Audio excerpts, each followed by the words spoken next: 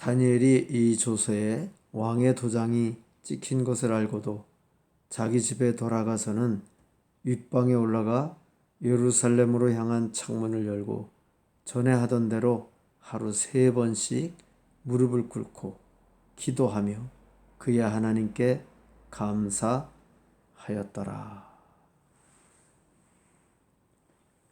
그리스도인의 코로나19 대처법이라고 하는 제목으로 말씀을 드리고자 합니다. 2명의 나무 벌목꾼이 땀을 흘리며 유독 거대한 나무를 베고 있었습니다. 마침내 굉음을 내며 거목이 쓰러졌습니다. 2사람 가운데 젊은 벌목꾼이 거대한 나무의 나이테를 살펴보다가 이렇게 말했습니다. 여기 좀 보세요. 50년 전에 큰 가뭄이 왔었군요. 나이테를 보면 다 알 수 있죠. 나이든 벌목꾼이 말했습니다. 친구여, 맞는 말이네. 그러나 자네에게 들려주고 싶은 교훈이 있지. 이 나무가 오늘 이렇게 거대한 나무가 될 수 있었던 것은 바로 그 50년 전에 가뭄 때문이지. 그 가뭄에 살아남기 위해 이 나무는 사력을 다해서 뿌리를 더 깊이 내렸던 거야. 다른 나무들은 가뭄에 모두 말라 죽었지만 이 나무만은 오히려 위기를 기회로 만든 것이라네. 뿌리가 깊어졌으니 거목이 될 수 있었던 거지. 코로나19는 전 세계의 팬데믹. 우리나라는 물론 한국 교회에도 큰 시련입니다. 코로나19 때문에 우리는 한치 앞을 내다보기 어렵게 되었습니다. 코로나19에 감염된다면 살아남을 수 있을까? 경제는 무너지지 않을까? 언제까지 예배 모임은 중단되어야 하는가? 걱정이 이만저만이 아닙니다. 그리스도인들은 분명 비그리스도인들과는 다른 사람들입니다. 그렇다면 이런 비상시국에 우리 그리스도인들은 어떤 태도와 자세로 살아가야 할까요? 첫째,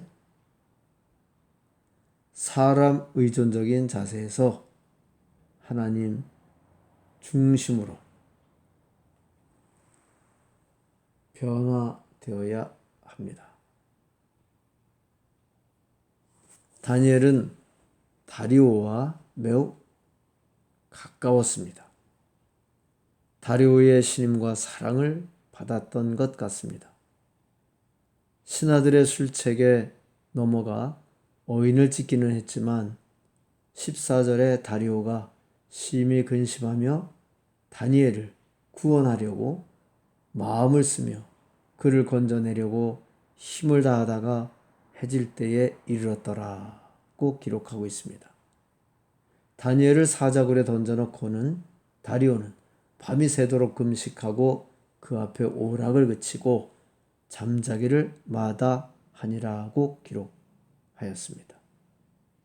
날이 새자 사자굴로 다리오는 달려가 슬피 소리질러 다니엘에게 묻되라고 기록하였고, 다니엘이 무사한 것을 보고는 심히 기뻐서라고 기록하고 있습니다. 그러나 다니엘은 다리오를 의지하지는 않았습니다. 고국에서 함께 포로로 끌려온 세 친구를 의존하지도 않았습니다. 오직 하나님을 의지했을 뿐입니다. 그동안 우리 그리스도인들은 너무 사람을 의지하지 않았나 반성해 봅니다. 한국에는 자칭 메시아를 주장하는 사람들이 다른 나라에 비해 참 많습니다. 그 대표적인 경우가 신천지입니다. 메시아를 자처하는 형편없는 인간에게 마치 체면에 걸린 사람들처럼 무력하게 끌려가는 이유가 무엇입니까? 그런 토대를 마련하는데 한국 교회가 일조했다는 것을 부인하기는 어렵습니다. 둘째, 골방으로 들어가야 합니다. 조서에 어인이 찍힌 것을 알고도 다니엘은 집으로 돌아가 윗방으로 올라갑니다. 다니엘에게 윗방은 골방이라고 할 수 있을 것입니다. 그동안 한국교회는 모이는데 열심이었습니다. 한국교회만큼 자주 모이는 교회도 없을 것입니다.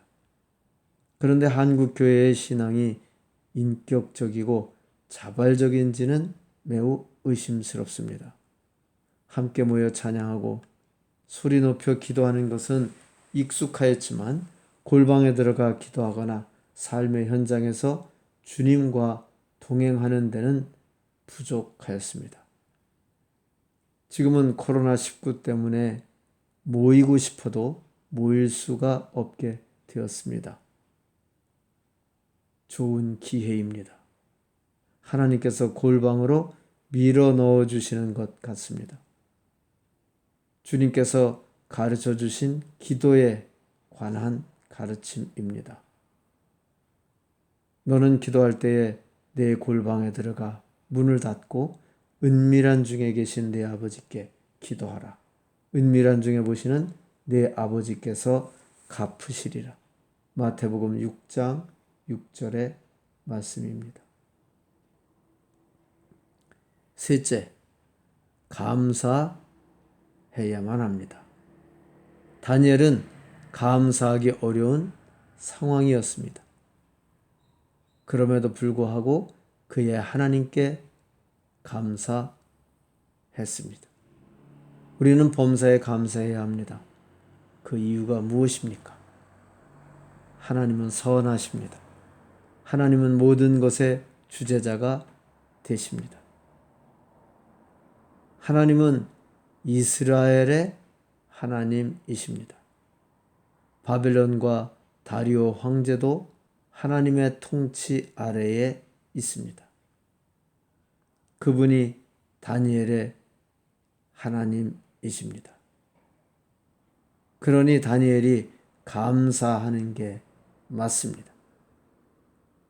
우리에게도 하나님은 선한 분이시고 만유의 주제가 되십니다. 그러므로 범사에 감사하는 게 당연합니다. 코로나19에 관해서도 그렇습니다. 모든 것은 하나님의 주제를 벗어날 수 없습니다. 다 좋게 될 것입니다. 그 한 가지 예로 신천지의 모든 부정과 거짓이 연인 폭로되고 있지 않습니까? 코로나19의 비상시국에 그리스도인들은 깊어져야 합니다. 우리의 영성이 땅속 수맥에 이르는 곳까지 깊이 뿌리 내리는 기회로 삼아야 할 것입니다.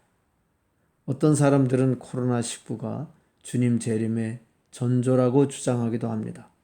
아마 그럴 수도 있을 것입니다. 그러나 그리스도인이라면 그렇게 되지 않기를 기도해야 합니다. 구원받아야 할 사람들이 구원받은 사람보다 더 많기 때문입니다. 그래서 나는 이번 코로나19가 물러가고 그동안 지체되었던 부흥이 속히 오기를 간절히 기도하고 있습니다. 주여, 우리 그리스도인들에게는 골방 기도를, 세상에는 회개의 은혜를 부어 주옵소서. 속히 부흥을 주옵소서. 아멘.